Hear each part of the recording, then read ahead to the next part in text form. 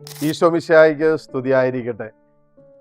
ഏതെങ്കിലുമൊക്കെ ആന്തരിക മുറിവുമായിട്ട് കടന്നു പോകുന്ന മക്കളാണ് എന്നെ ശ്രവിക്കുന്നതെങ്കിൽ എന്നോടൊപ്പം 1 മിനിറ്റ് ഒന്ന് പ്രാർത്ഥിക്കാമോ?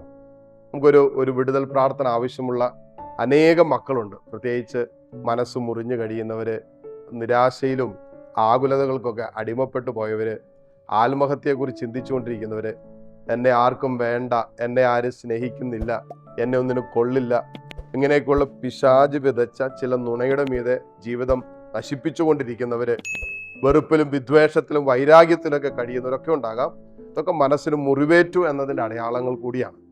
ഈ മനസ്സിന് മുറിവേറ്റ് ആ മുറിവിന് സൗഖ്യം കിട്ടാതെ കടന്നു പോകുന്ന ആരെങ്കിലും എന്നെ ശ്രവിക്കുന്നുണ്ട് എങ്കിൽ നിങ്ങൾക്കുള്ള ഒരു വിടുതൽ പ്രാർത്ഥനയാണിത്.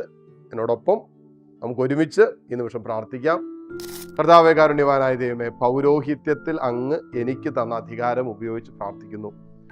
ഈ മക്കളുടെ യഥാർത്ഥ വ്യക്തിത്വത്തെ, ദൈവമകനെന്നുള്ള ദൈവമകളെന്നുള്ള സ്വഭാവത്തിനെതിരെ നിൽക്കുന്ന പിശാച് വിതച്ച അവൻ്റെ ആലോചനകൾ, തീരുമാനങ്ങൾ, നുണകൾ, ചതിപ്രയോഗങ്ങൾ, അതിലൂടെ ഇവിടെ മനസ്സിനെ മുറിപ്പെടുത്തി, അസ്വസ്ഥപ്പെടുത്തി, ആകുലതകൾക്കും നിരാശകൾക്കും ഒക്കെ അടിമപ്പെട്ടു പോകാൻ തക്കവിധത്തിൽ വെറുപ്പിലും വിദ്വേഷത്തിലും ഒക്കെ ജീവിതം തള്ളി നീക്കുന്ന അനുഭവത്തിലേക്ക് ഈ മക്കളെ പിശാച് തള്ളിയിട്ടിട്ടുണ്ടെങ്കിൽ ആ മേഖലകളിൽ ഇവരുടെ മേൽ ആധിപത്യം ഉറപ്പിച്ചിരിക്കുന്ന എല്ലാ പൈശാചിക ശക്തികളെയും യേശുവിൻ്റെ നാമത്തിൽ ബന്ധിക്കുന്നു.